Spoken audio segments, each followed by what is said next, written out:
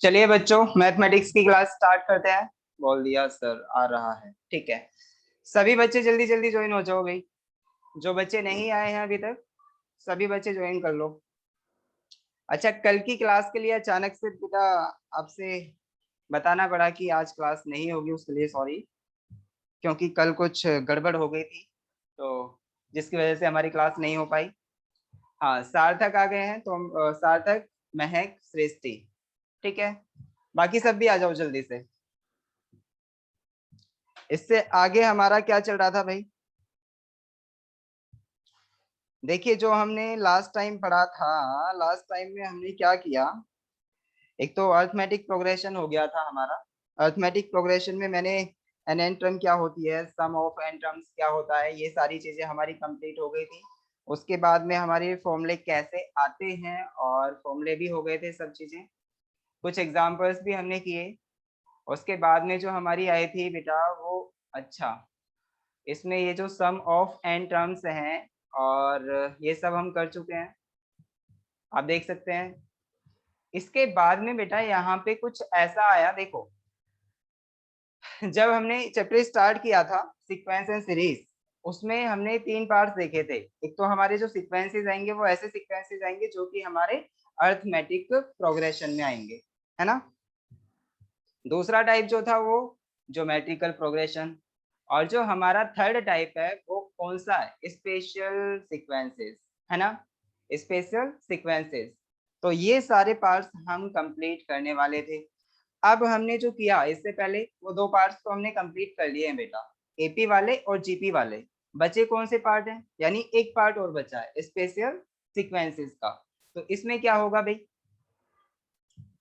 देखिए, पहले हम एक काम करते हैं।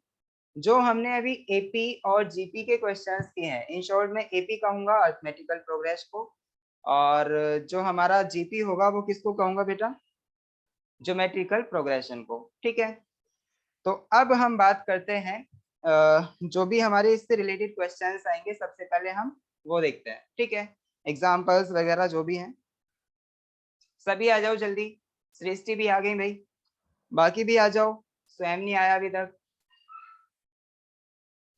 ना ही स्वयं आया है और ना ही अजय आया है। अजय भी नहीं आया है अभी तक।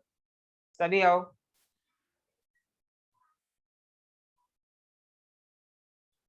अच्छा, मैंने कहाँ तक कराए थे एग्जाम्पल्स? कोई बताएगा मुझे? सार्थक मुझे बताओ, एग्जाम्पल कहाँ तक हो चुके हैं? सार्थक, और आप 3 तक। एग्जाम्पल नंबर 3 हो गया था कंप्लीट। यस सर, शायद हो गया एग्जाम्पल था। नंबर 4 ये भी हो गया था। हाँ, ये लास्ट टाइम मैंने किया था, मेरे को याद है। एग्जाम्पल नंबर 4 हो गया था। एग्जाम्पल नंबर 5 देखें। इसमें क्या है? Find the arithmetic mean between 4 and 10। कर लोगे ना? अर्थमेटिक मीन का फॉर्मूला होता है क्या? Arithmetic mean is equal to जो होता है वो a प्लस सी अपॉन 2 होता है ना। अर्थमेटिक मीन, अगर हमारे तीन नंबर्स ए, बी और सी हैं, कौन से? ए, बी और सी एक ऐसे सीक्वेंस में है जो कि एपी है, ठीक है, अर्थमेटिकल प्रोग्रेशन। तो ऐसे सीक्वेंस में होने के बाद में अगर हमें अर्थमेटिक मीन फाइंड आउट करना है, तो अर्थमेटिक मीन किससे इक्वल होता है भाई? सार्थक, आपको पता है बेटा फॉर्मूला? देखिए, एग्जाम्पल नंबर 5 से स्टार्ट कर रहे हैं। एग्जाम्पल नंबर 5 में क्या दिया हुआ है भाई?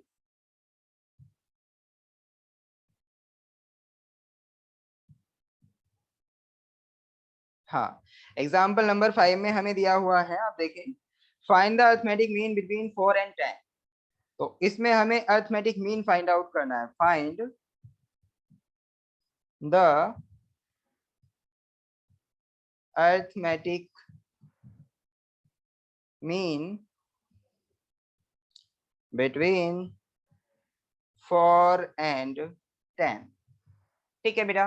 तो यहाँ पे हमारे दो नंबर्स हैं, तो आपने देखा होगा अगर हमारे दो नंबर्स ए एंड बी हैं, ए एंड बी, तो अर्थमेटिक मीन कौन सा होता है? इनके बीच वाला। मान लो वो ए वन है, अर्थमेटिक मीन हमारा मान लो ए वन है। तो पता है दो नंबर्स के बीच में हम कई सारे अर्थमेटिक मीन फाइंड आउट कर सकते हैं। तो ये हमारा पहला अर्थमेटिक मीन हो गया। अगर मुझे दूसरा अर्थमेटिक मीन फाइंड आउट करना हो तो यहाँ पे एक और नंबर पुट करना पड़ेगा। अगर मेरे को तीसरा अर्थमेटिक मीन फाइंड आउट करना है तो फिर मेरे को एक और नंबर इनके बीच में क्या रखना पड़ेगा बेटा, रखना पड़ेगा। ठीक है, तो इसका मतलब पहला वाला हम इसमें तो बस एक ही कहा है, ऐसा कहा है कि अर्थमेटिक मीन फाइंड आउट करो, तो यहाँ पे ना ही ये होगा ना ही ये होगा। इसका मतलब बस ए और बी के बीच में जो अर्थमेटिक मीन होगा वो एक ही कोई नंबर होगा। ठीक है, तो जब हम ये फॉर्मूला फाइंड आउट मतलब अर्थमेटिक मीन का फॉर्मूला देखते हैं तो ए इज इक्वल टू क्या आता है बेटा, ए प्लस बी अपॉन टू। ठीक है, ये अर्थमेटिक मीन होगा। सार्थक, महक, सृष्टि, सभी को समझ आ गया ना? नहीं समझ आया? देखिए अर्थमेटिक मीन मैंने एक और बताया था क्या, कि अगर हमारे पास तीन नंबर्स हैं ए बी एंड सी, तो इनके बीच वाला जो नंबर होगा ये हमारा होता है अर्थमेटिक मीन। ओके, ये वाला नंबर हमारा अर्थमेटिक मीन होता है। तो अगर हम ये बी कैलकुलेट करना चाहते हैं तो ये बाद वाले नंबर्स पता होना चाहिए, ये वाला और ये वाला। तो इसका मतलब ए प्लस सी अपॉन टू जो होगा ये हमारा अर्थमेटिक मीन के इक्वल आएगा। ओके, तो अब बताओ यहाँ पे जो क्वेश्चन था वो कह रहा है कि find the arithmetic mean between 4 और 10, बस ये कहा है। ठीक है, चलिए भाई हमारे पास जो नंबर्स हैं वो क्या है 4 एंड 10। ठीक है, तो इसका अर्थमेटिक मीन जो होगा हमारा, मान लो मैं 4 यहाँ लिख रहा हूँ 10 यहाँ लिख रहा हूँ, ये मेरा ए हो गया, ये मेरा सी हो गया और ये मेरा बी हो गया। ठीक है बेटा, चलिए तो अर्थमेटिक मीन बीच वाला होगा। तो b इज इक्वल टू क्या आएगा यहाँ से, b is equal to 4 plus 10 upon 2। तो इसका मतलब क्या हुआ 14 divided by 2 means 7। 7 is the arithmetic mean. बताओ किसी को कोई प्रॉब्लम नहीं है ना? किसी भी बच्चे को कोई प्रॉब्लम है अर्थमेटिक मीन फाइंड आउट करने में? नहीं है ना? अगर मैं कहूँ find the arithmetic mean between 1 and 5 तो कैसे फाइंड आउट करोगे? Arithmetic mean between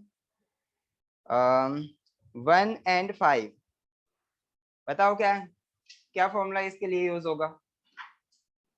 1 + 5 upon 2।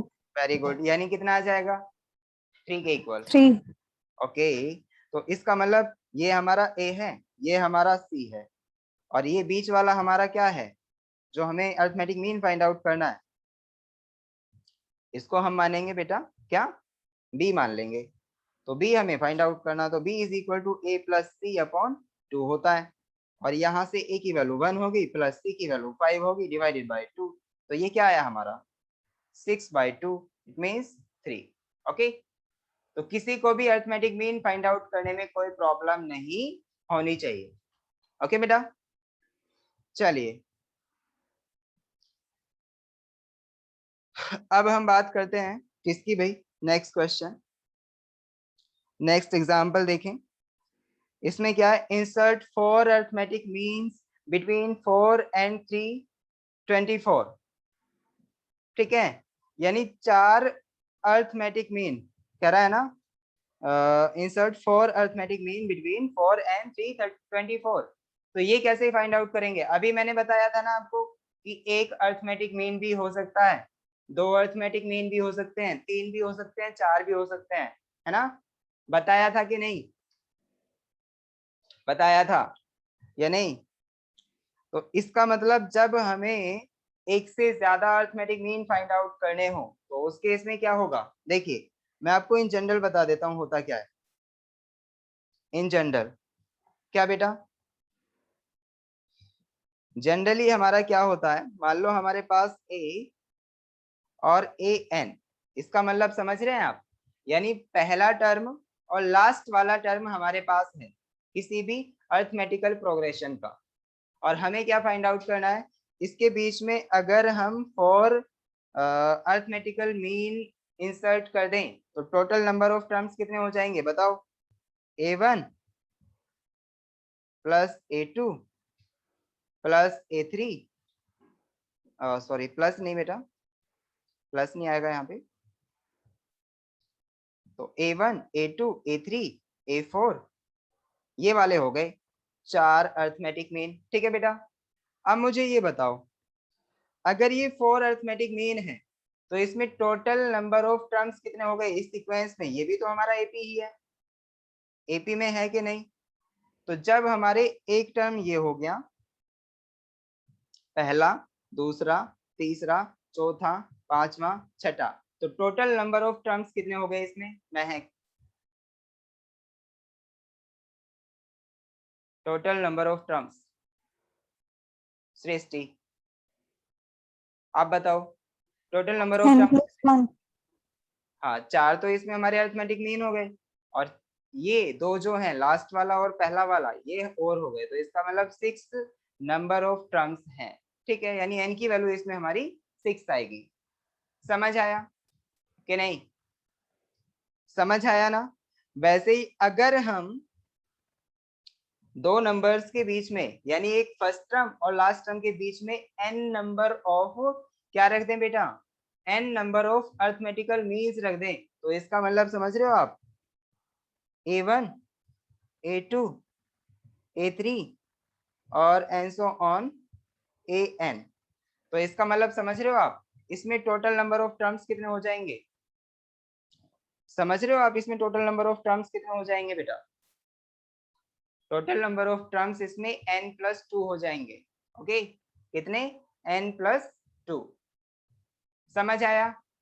तो अब हमें अगर पहला वाला फाइंड आउट करना हो तो पहला वाला कैसे फाइंड आउट करेंगे भाई? इसका हम कॉमन डिफरेंस वगैरह जो भी होगा हमारा क्या होगा ये सब पता होना चाहिए, फर्स्ट टर्म पता होना चाहिए, लास्ट टर्म पता होना चाहिए, तो we can find easily A1 A2 A3 A4 A5 चाहे कितने भी आ जाओ। ठीक है, चलिए। हाँ, तो अब हम बात करते हैं एग्जाम्पल नंबर 6। देखिए इसके बेस पे आपको सब कुछ समझ आ जाएगा बेटा। एग्जाम्पल नंबर 6 में क्या कहा है कि 4 और 324 के बीच का हमें क्या फाइंड आउट करना है? 4 अरिथमेटिक मीन फाइंड आउट करने हैं। लेट अस सपोज वो हमारा क्या है? A1 A2 एंड A3 है। ठीक है बेटा, तो इसकी हेल्प से हम क्या करेंगे, जो भी हमें इंफॉर्मेशन गिवन है उसकी हेल्प से हम कॉमन डिफरेंस फाइंड आउट करेंगे। जैसे ही हमारे पास कॉमन डिफरेंस आ जाएगा, कॉमन डिफरेंस जब अगर हमारे पास होगा तो हम पहला वाला अरिथमेटिक मीन फाइंड आउट कर देंगे, फिर दूसरा वाला कर देंगे, फिर तीसरा वाला कर देंगे। कैसे? क्वेश्चन ये उठता है कैसे? देखिए बेटा, अब हमें पता है ना ये फर्स्ट टर्म है, तो ये सेकेंड टर्म कब आया होगा? जब फर्स्ट टर्म में डी ऐड हो गया होगा। ठीक है, तो इसका मतलब A1 is equal to A+D हो गया। जब मेरा फर्स्ट टर्म ये है तो ये थर्ड टर्म कब आया होगा? जब मेरा 2 टाइम्स ऐड हो गया होगा, तो इसका मतलब A2 is equal to A+2D। समझ आया कि नहीं? वैसे ही A3 बताओ, A3 अगर मैं फाइंड आउट करूं तो ये फोर्थ टर्म है क्या मेरी AP का? A3 जो है वो फोर्थ टर्म है क्या AP का? तो वो कब आया होगा? जब इसमें मेरा 3 बार D ऐड हो गया होगा। किसमें? फर्स्ट टर्म में। तो A+3D। वैसे ही आप देख सकते हैं अगर मैं nth मीन फाइंड आउट करूं, nth arithmetic mean find out करूं, तो इसका मतलब क्या है बेटा? an फाइंड आउट करने के लिए n टाइम्स मेरे को D ऐड करना पड़ेगा। जब मैंने 3, देखिए A3 फाइंड आउट करने के लिए 3 टाइम्स D ऐड करना पड़ा, A2 फाइंड आउट करने के लिए 2 टाइम्स D ऐड करना पड़ा, और A1 फाइंड आउट करने के लिए 1 टाइम D ऐड करना पड़ा। तो इसका मतलब AN फाइंड आउट करने के लिए मैं क्या ऐड करूंगा? कोई बताएगा मुझे?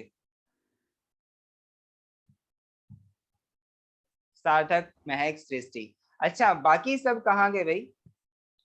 मेरे को लग रहा है 4 स्टूडेंट तो आगे थे, उसमें से फिर से कम हो गए, ऐसा क्यों? छुट्टी पे। सब छुट्टी पर है? सब छुट्टी पर? ये नहीं होना चाहिए भाई, मैथमेटिक्स में कुछ नया चल रहा है, अगर ये छूट गया तो ऐसे कैसे चलेगा? या समझ नहीं आ रहा? बताओ, सार्थक समझ आ रहा है आपको? Yes sir. महक आपको आ रहा है? महक, यस सर। सृष्टि, आपको? Yes sir. तो इन लोगों को क्यों नहीं आ रहा जो आज छुट्टी पे हैं? या इन्हें ज्यादा समझ आ गया? सर सबने पहले से पढ़ रखा है ना ये। अच्छा, पहले से आता है, तो अर्थमेटिक मीन आपको भी आता है, छोड़ दूं क्या इसे? मुझे नहीं आता। बेसिक चीजें आती हैं बस। हाँ, बेसिक चीजें आती हैं बस। यानी अभी तक जब हम for arithmetic mean find out करते हैं किन्हीं भी दो टर्म्स के बीच के, तो वो आता था आपको? मुझे तो कुछ भी नहीं आता यस इसमें। सर। हाँ, तो यही तो है, हर किसी को नहीं आता बेटा। चलिए, कराना तो पड़ेगा। तो देखिए भाई, अब हम क्वेश्चन की तरफ आगे बढ़ते हैं, बाकी हमारी बातें हो गई हैं। देखिए, फॉर 3 to 4 यानी 324 के बीच के हमें 4 अर्थमेटिक मीन फाइंड आउट करने हैं। फॉर एंड 324 के बीच के A1, A2, A3 and A4, ये सारी वैल्यूज फाइंड आउट करनी है बेटा। तो मैंने आपको बताया, अभी मैंने आपको क्या बताया कि A1 इज इक्वल टू क्या होगा?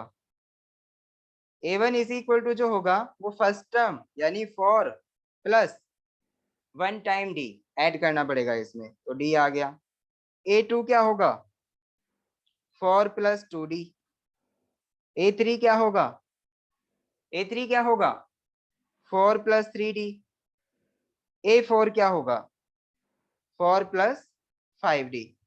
तो आप देखें, अगर मेरे को A1 की वैल्यू चाहिए, A2 की वैल्यू चाहिए, A3 की वैल्यू चाहिए, A4 की वैल्यू चाहिए, तो मेरे को D फाइंड आउट करना पड़ेगा। ओके बेटा, और D कैसे फाइंड आउट होगा अब आप देखें। देखिए, मेरे पास टोटल नंबर ऑफ टर्म्स कितने हैं?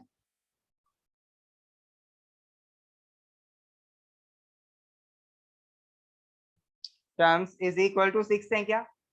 देखें आप, इस वाली एपी में जो भी हमारा एग्जाम्पल था, एग्जाम्पल नंबर 6 आई थिंक, तो इसमें जो भी हमारे टर्म्स हैं, देखिए 1 2 3 4 5 6 टर्म्स हैं, टोटल नंबर ऑफ टर्म्स। ठीक है, तो n इज इक्वल टू 6 आ गया। फर्स्ट टर्म बताओ क्या है बेटा?